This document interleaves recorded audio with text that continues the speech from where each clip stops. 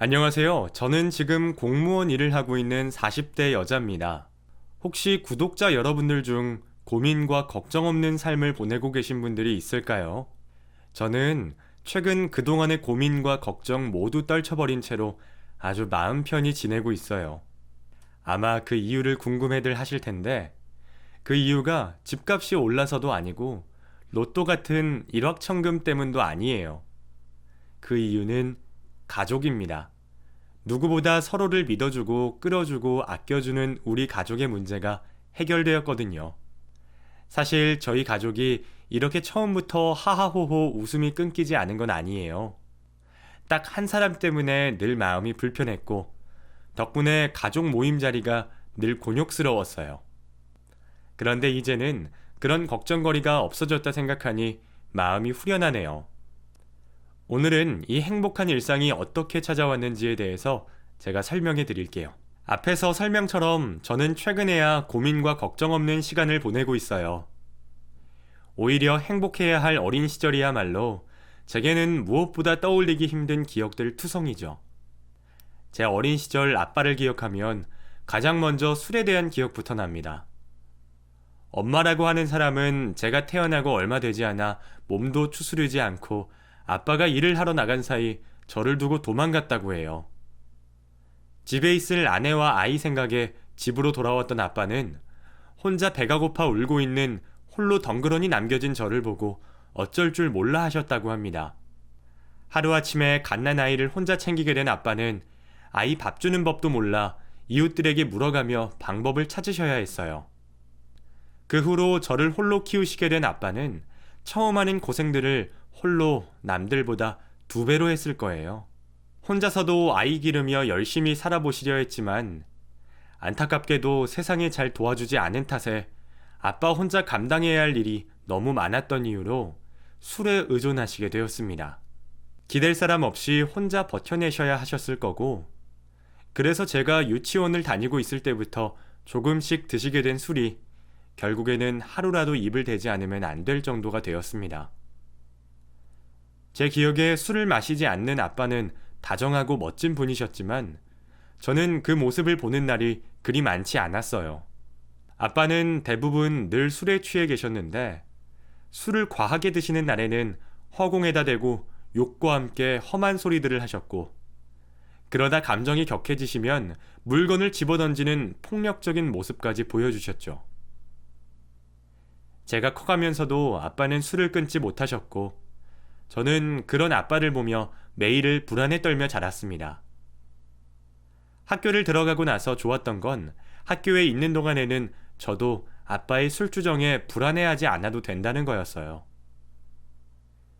그렇게 또래 아이들과 달리 저는 학교에 있는 시간을 좋아하다 보니 저도 모르게 선생님들이나 다른 어른들이 하는 말에 귀가 먼저 갔습니다. 누구 하나 공부해야 한다 이끌어주는 사람 없었지만 학교 수업에 열중했고, 그래서 자연스럽게 공부를 시작하게 되었던 것 같아요. 하지만 제가 정말 공부를 열심히 했던 것은 다른 이유가 있었습니다. 선생님들이 공부 잘해서 부모님이 좋아하시겠다고 말씀해 주시니 저는 제가 공부를 잘해서 좋은 성적을 잘 받아오면 아빠가 기뻐하시고 술을 먹고 있는 시간보다 다정한 아빠로 더 오래 계시겠지 싶었거든요. 그래서 저는 혼자 열심히 수업을 쫓아가서 학교 내내 학원을 다니고 있는 친구들보다 항상 더 좋은 성적을 받아갔지만 아빠는 제 성적에 별 관심이 없으셨어요. 그렇게 실망을 했던 저는 공부를 해야 하는 다른 이유를 중학교를 들어가 찾게 되었습니다. 중학교를 들어가니 벌써 선생님들은 수능이라는 대입시험을 자주 언급하셨어요. 아마 우리나라 학생들이 겪는 가장 중요한 일이다 보니 그랬겠지만 도대체 6년이나 남은 시험을 가지고 벌써 이야기한다는 게 처음에는 이해가 가지 않았죠. 하지만 금방 그 시험의 중요성을 알게 되었고, 그 뒤로 저는 아빠를 위해서가 아니라 스스로 인생을 개척하기 위해 공부를 하기로 결심했습니다. 제가 가장 목표로 꿈꾸었던 대학은 다름 아닌 서울대학교였습니다. 한국에서 최고로 뽑히는 대학인 것도 당연한 이유겠지만 다른 것보다 더 중요한 이유는 바로 돈이었어요. 아무래도 국립대이다 보니 사립대에 비하면 학비가 훨씬 저렴하더라고요. 그래서 저는 고등학교 진학 후 서울대를 목표로 수능 준비를 시작했습니다. 학년에서 최상위층 성적에 목표대학 기입란에 서울대라는 뚜렷한 목표가 있었던 학생인 저를 보시고 담임 선생님이나 진학 선생님들 모두 제게 관심이 많으셨어요. 선생님들은 제가 무슨 학원을 다니는지, 과외를 따로 받는지 궁금해 하셨는데 그때마다 학원이나 과외는커녕 남들 다 하는 사교육 없이 홀로 공부하는 저를 보고 하나같이 놀라곤 하셨죠. 게다가 학부모 상담에서도 자식에게 무반응인 저희 아빠의 행동을 보고 선생님들도 제 형편을 어느 정도 가늠하고 계셨을 거예요. 그런 덕분인지 저는 선생님들께서 선배 학년의 문제집도 주시고 저에게 응원과 도움되는 말을 해주셔서 학교에서 많은 도움을 받을 수 있었어요. 그렇게 남들은 모두 열심히 하겠다는 저를 도와주는데 유일한 가족인 저희 아빠만 자식인 저를 도와주지 않더라고요. 시간이 갈수록 술에 빠져 살던 아빠는 다정다감했던 모습은 온데간데 없이 매번 폭력적인 모습만 보여주었죠. 야, 조미연. 아버지가 밖에 갔다 왔으면 밥을 차려야지. 뭘 귀에 꽂고 책이나 보고 있어? 공부하고 있었어요. 잠시만요. 밥 차릴게요. 야, 세상이 어느 땐데 개천에서 용날 생각을 하냐? 너는 밖에 나가 일해서 집에 도움될 생각은 안 하고 가지도 못할 대학 간다고 돈만 축내는 게 뭐냐? 나가면 네 또래 애들이 주유소, 음식점마다 일을 하고 있는데. 아빠, 저 대학 갈 수 있어요. 도와주시지 못하면 뭐라고나 하지 마세요. 뭐? 이게 지 엄마 닮아가나? 어디 아빠 앞에서 말대꾸를 해? 그런 소동이 나면 아빠는 화가 나셔서 제 대신 제 책들을 찍곤 하셨습니다. 아마 아빠는 제가 분수에 맞지도 않게 대학을 꿈꾸기보다는 저와 형편이 비슷한 다른 아이들처럼 밖으로 나가서 일찍이 돈을 벌기 원하셨나 봐요. 그것도 아마 가난을 벗어나는 다른 방법일 수도 있었겠죠. 하지만 저는 좀 더 멀리 보고 꼭 좋은 대학을 나와서 제가 꿈꾸는 직업을 가지고 그걸로 성공하고 싶었어요. 그래서 저는 다른 친구들은 싫어하는 학교에 있는 시간들이 훨씬 좋았습니다. 당시에 우등반이라고 성적이 좋은 학생들만 뽑아 정규 수업 이외에 보충 수업을 받을 수 있었고, 야자까지 하니 집에서 아무런 지원을 받지 못하는 저에게는 오히려 집안의 신경을 끊고 공부에만 집중할 수 있는 그런 학교가 더 좋았습니다. 그렇게 저는 아빠 잔소리를 피해 열심히 공부했고, 그 결과 서울대학교는 떨어졌지만 상위권 사립대와 서울에 있는 국립대를 붙었어요. 저는 무엇보다 기쁜 그 소식을 유일한 제 가족에게 전하고 싶었습니다. 다른 건 몰라도 합격 소식은 아빠도 기뻐하실 줄 알았거든요. 아빠, 저 원서 낸 거 결과 나왔어요. 서울대는 떨어졌는데 나머지 대학 둘 다 붙었어요. 조미연, 너 대학 등록금 내줄 돈 없어. 지금까지 아버지가 한 말을 얼마나 가찮게 여겼길래. 내가 귀에 먼지가 쌓일 정도로 이야기했는데 무시를 하냐? 내가 대학 같은 거 다닐 생각하지 말고 일이나 하라고 했지. 그래도 아빠, 하나는 등록금이 엄청 저렴해요. 첫 학기만 등록해 주시면 나머지는 대학 다니면서 아르바이트해서 제가 해결할게요. 제발요. 헛소리 하지 말고 가서 소주나 사와. 밥맛 떨어지는 소리 하지 말고. 다른 집들은 아무리 없는 집이라도 축하해줄 대학 합격 소식을 아빠는 마치 남의 얘기 듣는 것 마냥 무시하며 제 꿈을 짓밟으셨습니다. 저는 그런 아빠가 밉고 이해되지 않았어요. 자신은 인생이 풀리지 않아도 자식의 미래를 위해 도와줄 수 있을 텐데 왜 그렇게까지 하시는지. 결국 저는 한 학기 학비가 없어서 대학을 포기하게 되었습니다. 물론 입학하고 바로 휴학을 하여 등록금을 벌 수도 있었겠지만 그렇게 하더라도 결국 사립대는 포기해야 했고 다른 국립대는 아무래도 제 성에 차지 않았습니다. 결국 저는 아르바이트와 공부를 병행하면서 재수를 하는 길을 선택했습니다. 결국 아무도 도와주지 않으니 제가 스스로 노력해 해결하면 되는 것이었고, 그 길이 제가 생각한 유일한 방법이었죠. 생각은 쉽게 했지만 막상 하고 보니 말처럼 쉽지 않았어요. 공부만 하기에도 빠듯한 시간에 일하면서 공부까지 한다는 게 정신적으로나 체력적으로나 엄청나게 힘들었거든요. 처음에는 저도 정신력으로 버텨 늦게까지 공부를 했지만 점점 힘들어진 저는 일하고 돌아와 체력을 보충하는 데 바빴어요. 이러다가 제가 생각하는 대학교는 턱도 없을 것 같았죠. 저는 그래도 포기하지 않고 매번 마음을 다잡으며 커피에 에너지 음료까지 마셔가며 피곤한 몸을 일으켜 세워 공부를 해내갔습니다. 그리고 다시 본 수능에서 이전보다는 성적이 좀 떨어졌지만 그래도 제가 원하는 대학에 붙을 수 있었어요. 재수를 하는 동안 아르바이트로 번 돈은 등록금을 내고도 남을 정도로 충분했고, 저는 그제서야 들뜬 마음으로 앞으로 펼쳐질 대학 생활을 기다렸습니다. 그런데 제게 돈이 있다는 것을 어떻게 알았는지 아빠가 저에게 그 돈을 내놓으라고 하더군요. 야, 미연아, 너 돈 가지고 있는 거 있지? 그거 아버지 좀 빌려주라. 아빠, 무슨 말이에요? 저 그거 대학 등록금이에요. 절대 안 돼요. 야, 그 돈 없으면 너 이 집에 있지도 못해. 아버지 지금 감옥 가게 생겼다고. 아버지가 감옥 들어가면 너는 뭐 무사할 거라고 생각해? 다 같이 인생 꼬이기 싫으면 잘 생각해. 아빠는 제가 힘들게 일과 공부를 병행하고 있을 때 지방을 돌아다니며 막노동을 하고 있었어요. 다 같이 생활하는 숙소에서 싸움이 났고 술 기운에 상대방을 두들겨 팼었나 봅니다. 결국 피해를 입은 상대방이 합의한 금액을 주지 않으면 선처하지 않는다고 했고, 이전에도 술로 인해 작은 폭행 시비가 있었던 아빠는 정말로 이번엔 감옥을 가게 될 상황이었어요. 결국 저는 그때 제 인생을 받아들이기로 했습니다. 태어났을 때부터 꼬여있는 제 인생이 제가 노력한다고 해서 쉽게 풀어지지 않는구나. 아빠 말처럼 개천에서 용은 날 수 없고 다들 정해진 길로 가야만 하는구나 싶었어요. 저에게 해준 건 하나 없는 아빠지만 그렇다고 차마 감옥을 보낼 순 없었습니다.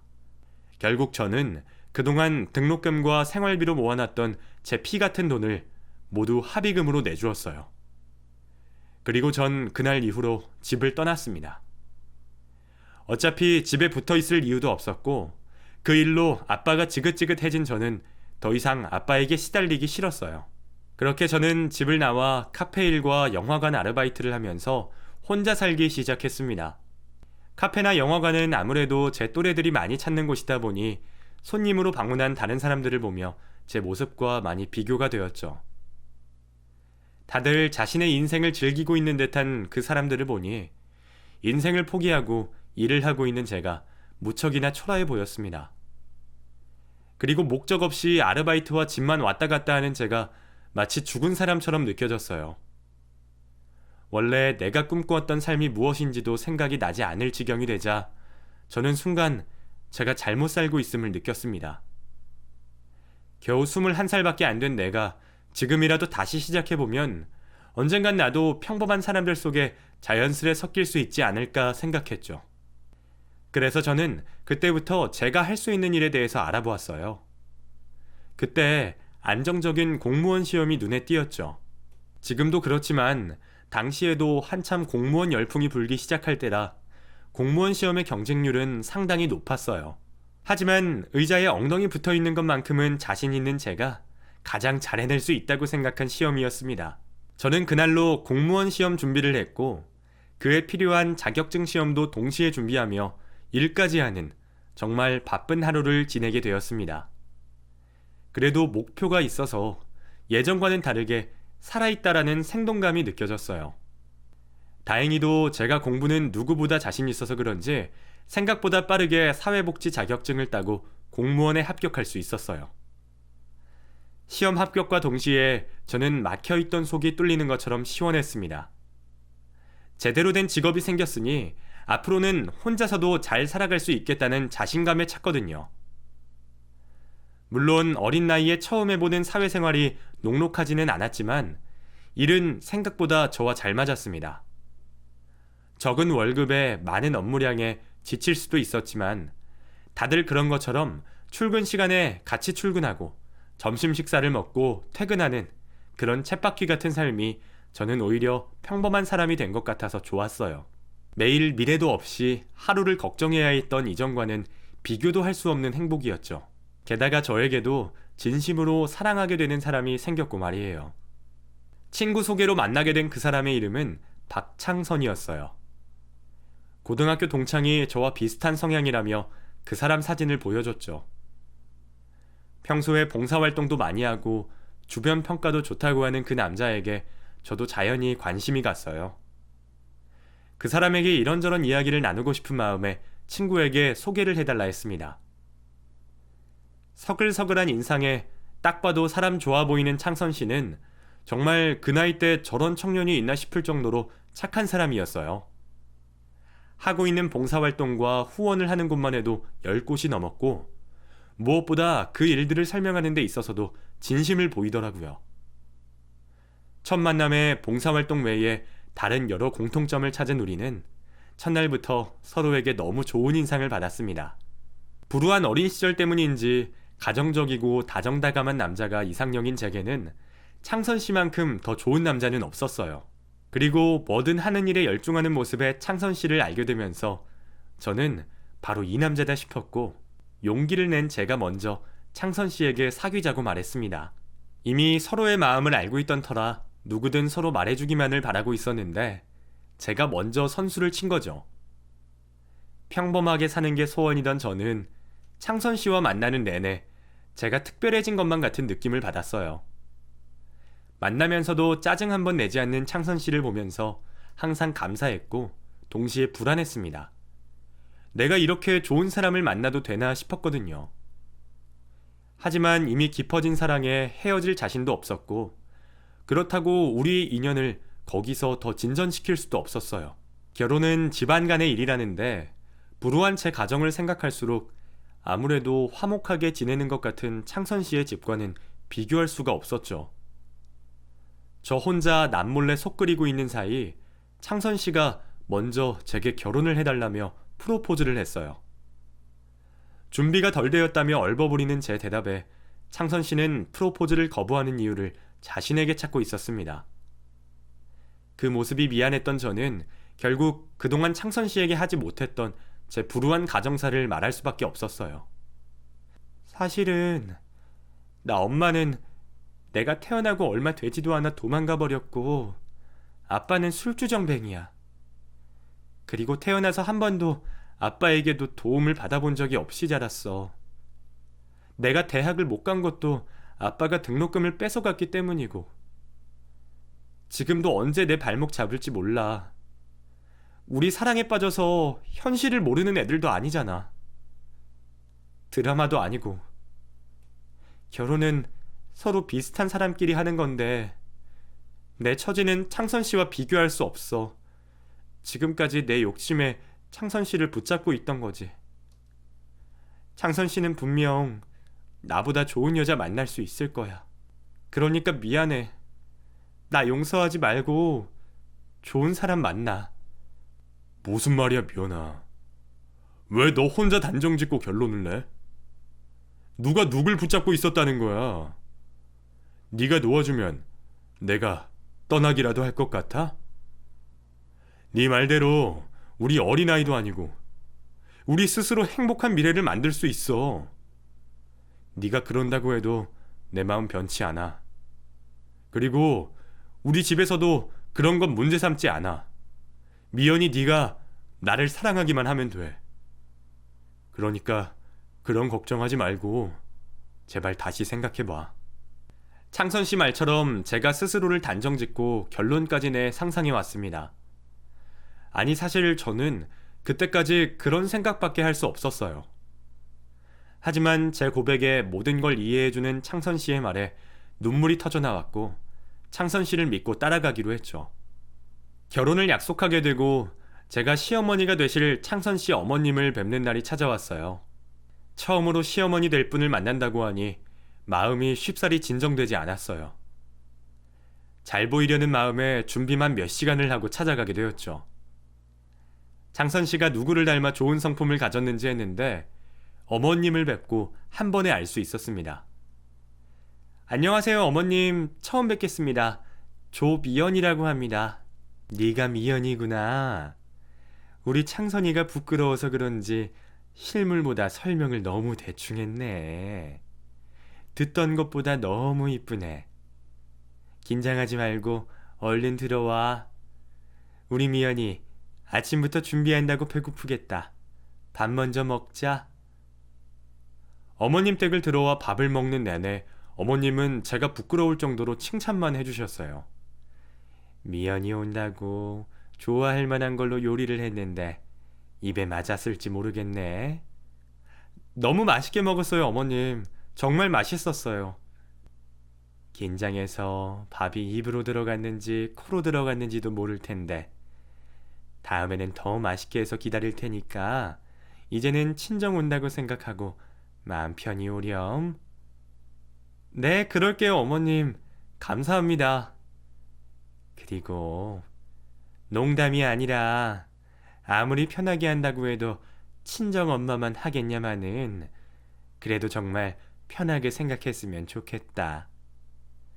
나도 자세히는 모르지만 창선이한테 대충 이야기는 들었어.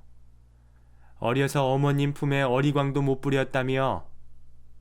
미연이 네가 그동안 고생이 참 많았겠다. 결혼을 내가 하는 것도 아니고 미연이 너랑 창선이랑 하는 건데 미연이 너에게 얽힌 사연이 뭐가 중요하겠니? 나도 어미로서 창선이랑 미연이 네가 행복하게 지내는 걸 보면 끝이지. 고맙다, 미연아. 창선이한테 나한테 와줘서. 결혼 전부터 걱정했던 일이었고 전부터 많이 들어온 고부관계였는데 저희 어머님께서는 창선 씨보다 더 넓고 따뜻한 마음을 가지신 분이었어요. 항상 저를 딸같이 생각해 주시는 그 마음에 안 그래도 엄마의 따뜻한 정 한번 느껴보지 못했던 저에게 참 많은 위안이 되었습니다. 저는 그런 어머니가 정말 친정엄마 같이 느껴졌고 어머님 말씀처럼 엄마에게 효도한다고 생각하고 성심껏 어머님을 모셨죠. 그리고 또 다른 가족인 서방님네와도 만나게 되었습니다. 남편보다 일찍 결혼을 한 서방님께서는 굉장한 엘리트셨어요. 유학까지 다녀오셔서 박사학위까지 있는 분이셨죠. 부창부술하고 서방님의 아내인 동서도 같은 박사과정을 밟은 엘리트 중 엘리트였습니다. 결혼하기 전에 만나게 된 남편의 동생네 부부는 제가 봐도 정말 부럽고 멋있었어요. 특히 동서는 제가 목표로 한 대학과 전공을 졸업해 교수로 일하고 있던 중이라 이야기를 듣자마자 동경의 대상이 되었죠. 남편한테 말씀 많이 들었어요. 제이 씨는 대학에서 교수로 계신다고요? 너무 멋있다고 생각했어요. 아니에요. 요즘에 교수가 뭐 대단한가요? 남들보다 조금 더 공부를 붙잡고 있다 보니 그냥 자연스럽게 업으로 삼게 된 거죠. 그럼 앞으로 제가 형님이라고 부르면 될까요? 그리고 말씀 편하게 하세요. 저보다 나이도 많으시고 손 윗분인데요. 그래도 초면인데 차차 편하게 할게요. 저도 편하게 대해주세요. 네, 형님. 자세히는 모르지만 공무원 하신다고 들었어요. 그러면 많이 바쁘시겠어요. 사회복지 공무원으로 일하고 있어요. 저야 뭐 매일 민원인들 대하는 게 전부죠. 그래도 요즘 같은 때 공무원처럼 안정적인 직업이 얼마나 좋아요. 매달 월급 걱정 없고 나중에는 연금까지 받잖아요. 그럼 대학 마치시고 바로 합격하신 거예요? 아, 아니요. 제가 사정이 있어서 대학은 포기하고 일하다가 준비해서 붙게 됐어요. 아, 그럼 학력이 고등학교까지예요? 네, 요즘 사람들에 비해 좀 짧죠. 아, 죄송해요. 제가 학교에 있다 보니 당연히 대학은 나오신 줄 알았네요. 화기애애한 분위기 속에 이야기 도중 제 학력을 듣고 너무 놀라는 동서를 보면서 그때는 단순히 자신이 한 말이 실례일까 싶어서 나온 표정이라 생각했습니다. 그런데 그 대화 이후 미묘하게 동서의 말투가 바뀐 듯 했어요. 그런데 제가 잘 몰라서요. 고졸도 공무원을 할 수 있는 거예요? 네? 아, 저도 준비하면서 나중에 알았어요. 학력은 상관이 없거든요. 어머, 그래도 나름 사무일이 대부분인데 그 정도 능력으로 되는 게 신기하네요. 우리나라 복지가 정말 잘 돼 있는 것 같아요.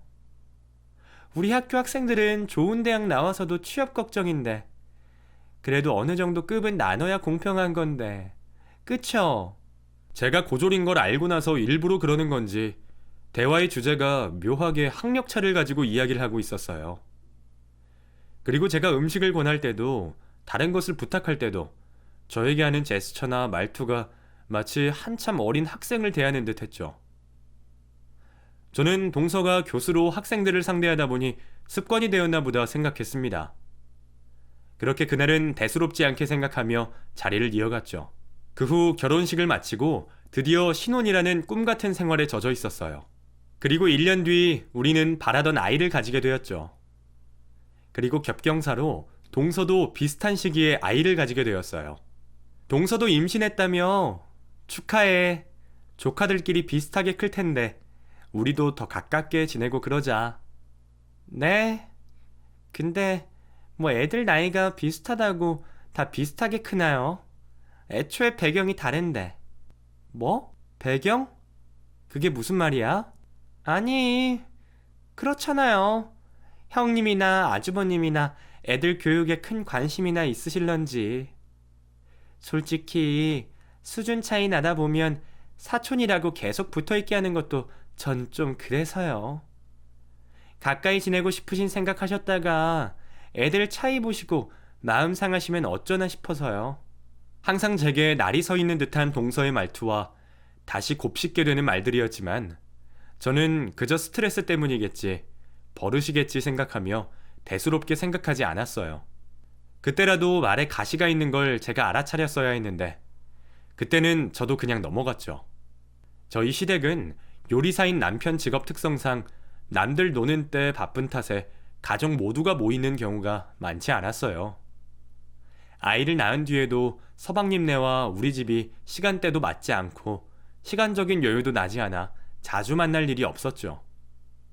그래서 동서와는 자주 보지도 못하고 항상 어머니를 통해 서로의 이야기를 듣고 가끔 만나는 정도였죠. 남편은 평일에도 저보다 늦게 끝나고 주말에도 일을 하다 보니 저는 남편이 없는 동안 가깝게 사는 어머님 댁으로 혼자 아이를 데리고 많이 놀러 갔습니다. 그럴 때마다 어머니는 정말 친정어머니처럼 저에게 잘해주셨고 저도 그런 어머니와 서로 이야기 상대가 되어 시간을 보내곤 했죠. 또 첫 손주를 너무나도 귀여워하시는 어머님에게 아이가 크는 모습을 자주 공유하고 싶었어요. 그렇게 어머님 댁에서 이야기를 하는데 동서가 아이를 낳고 좀처럼 시댁에 들리지 않는다고 했어요. 이전에도 일이 바쁘다며 시댁을 찾지 않던 동서이긴 했는데 어머님 말을 들어보니 어머님은 시조카를 돌잔치 이후로 못 본 듯한 말씀을 하셨어요. 남편이 서방님께 듣기로는 동서가 어머님 댁에 아이를 데리고 자주 간다고 했는데 어머님 하시는 말씀은 무슨 일인가 싶었죠. 저는 아마 일하는 동서가 어머님 생각보다 자주 찾아뵙지 않는 걸 저에게 잘못 말씀하신 줄 알았습니다. 같은 워킹맘으로서 그리고 저보다 더 바쁠 동서가 신경이 많이 쓰이더라고요. 그래서 제가 아이 용품이나 동서에게 도움이 될 만한 것들을 항상 같이 주문하고 동서 집에 보냈어요. 비싼 영양제도 보내고 교육에 관심이 많은 동서에게 도움이 될 만한 아이 서적도 보내주고 말이죠. 보낼 때마다 동서에게 연락을 하면 동서는 바빴는지 전화는 받지 않고 문자로 항상 고맙다는 짧은 메시지를 보내왔죠. 그래도 가족이 되어서 누군가를 챙겨준다는 게 제 나름대로 뿌듯했어요. 다른 말 없는 동서도 좋아한다고 생각했죠. 그리고 그해 명절에 오랜만에 가족 모두가 모여 즐거운 명절을 보내고 있었습니다. 오랜만에 본 동서가 너무 반가워서 저는 못 본 사이 그간의 이야기라도 하려고 했는데 학교 생활이 많이 피곤한지 동서가 냅다 짜증을 내더라고요. 어머, 동서 너무 오랜만이다. 이게 얼마만이야? 못 본 사이에 더 이뻐졌네. 제덕이도 엄청 컸더라. 형님, 제가 좀 피곤해서요. 지금 형님 상대할 힘이 없네요. 죄송한데 제가 평가하는 게 있어서 그런데 작은 방에 이불 좀 펴주시면 안 돼요? 이것만 하고 쉬려는데. 그래. 힘들겠다. 명절인데도 쉬지도 못하네. 내가 이불 정리해 놓을 테니까 다 하고 얼른 쉬어. 못 본 사이 더 직설적인 말투로 변해 놀랐지만 연휴까지 이어지는 일로 인해서 피곤해서라고 생각했습니다. 그런데 같이 명절을 보내는 3일 내내 동서는 저를 무시하듯 이야기하더라고요. 형님, 애한테 이 과자 주셨어요? 우리 재민이가 먹는 건데 그때 동선회에도 보냈는데 그게 유기농 스틱 과자인데 요즘 다들 먹이더라. 요즘이든 나중이든 우리 애한테 이런 거 줄 거면 저한테 말하고 주셔야죠. 왜 형님 마음대로 하세요? 미안. 나는 동서가 전에도 먹인 줄 알고 우리 재민이도 먹이는 거니까 괜찮을 거라 생각했어. 이런 게 제일 위험해요. 뭘 모르는 사람이 남들 좋다 그러면 아무거나 다 좋은 줄 알고 그러는 거예요.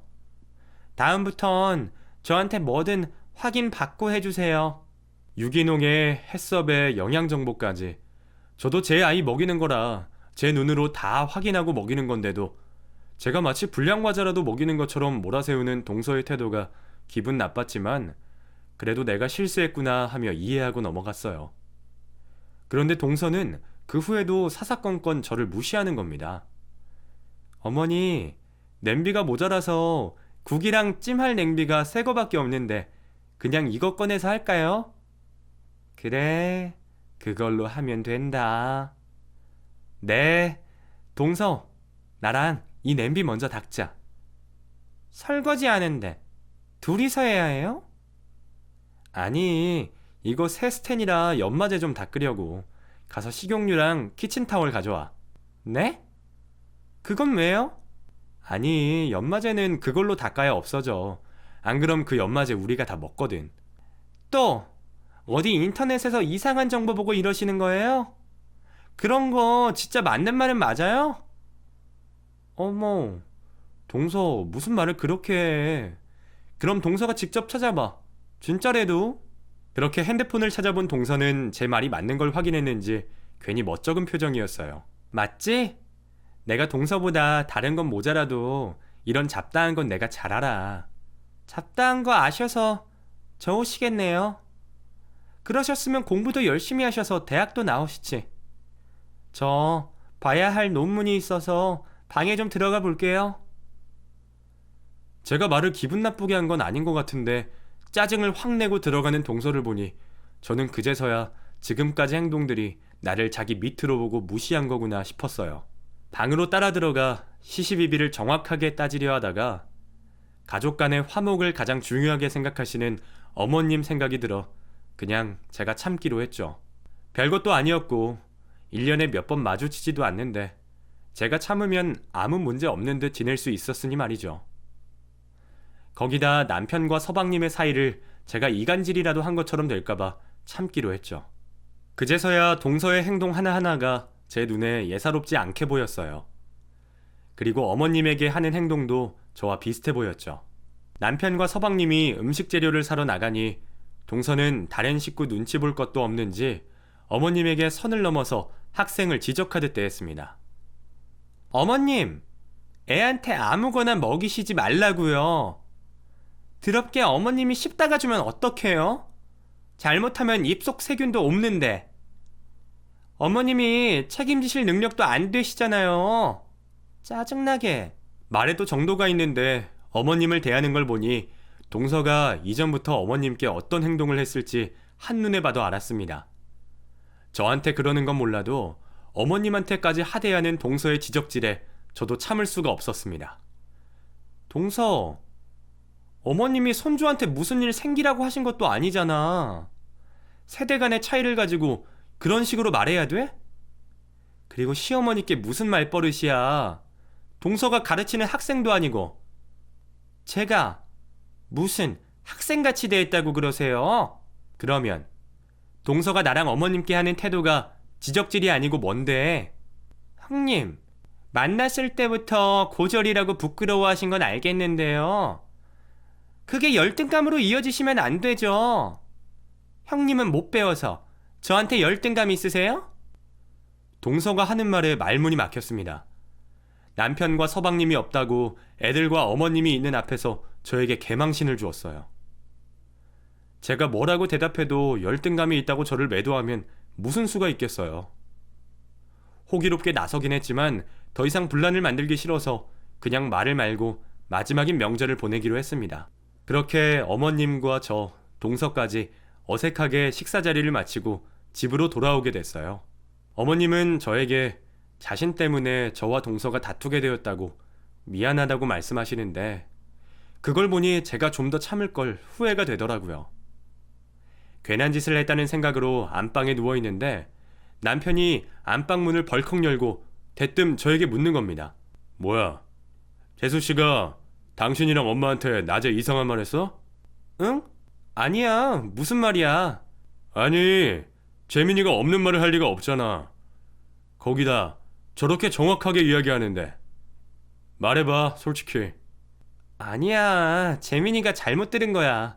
요리하다가 잠깐 의견차가 있어서 그런 거지. 아무 일도 없었어. 제 말을 듣고도 믿지 않는 남편이 갑자기 외투를 입고 집을 나가는 겁니다. 너무 갑자기라 말릴 새도 없이 나간 남편에게 한참을 전화해도 받지 않더라고요. 한참 뒤에야 전화를 받은 남편은 어머님 댁이라고 했어요. 큰일 났다 싶어 어머님 댁으로 달려갔죠. 남편이 뭐라 물었는지 어머님께서는 이미 낮에 있던 모든 상황을 이야기하신 모양입니다. 그리고 사실을 확인한다며 서방님과 동서도 불렀나 봐요. 영문도 모른 채 등장한 서방님에게 남편이 오자마자 뺨을 치며 말했어요. 너, 네 마누라 입단속 잘해. 입 꼬매버리기 전에. 형, 그게 무슨 말이야? 그 여자는 안 오냐? 너도 지금까지 그 여자가 어땠는지 알면서 모른 척 한 거야? 사람 불러서 이야기라도 해주고 때려야지. 무슨 말인데?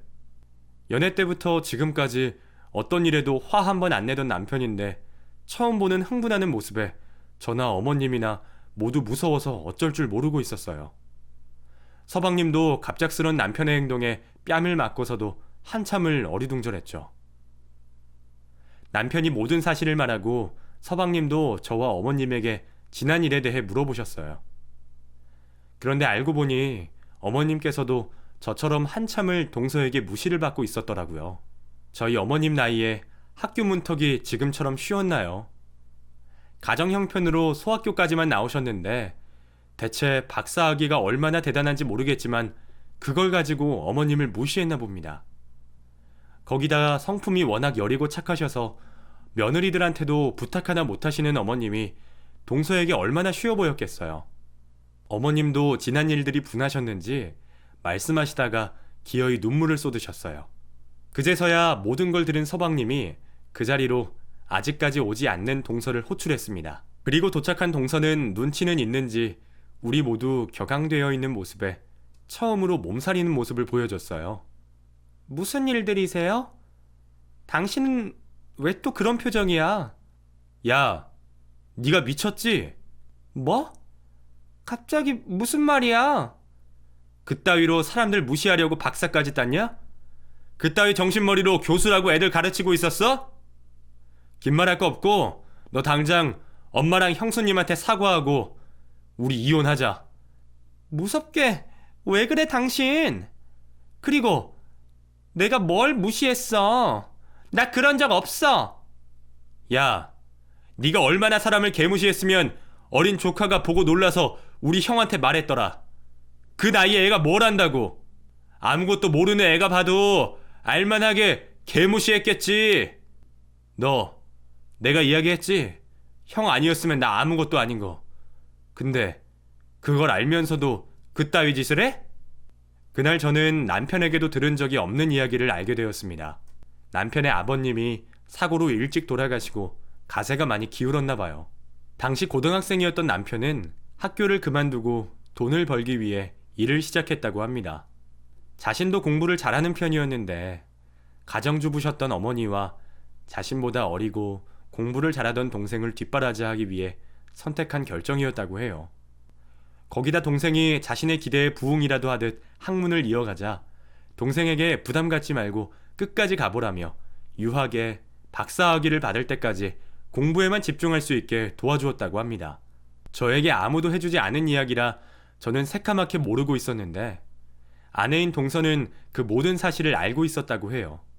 그런데도 저희 집을 사사건건 무시하며 시건방을 떨었던 거였죠.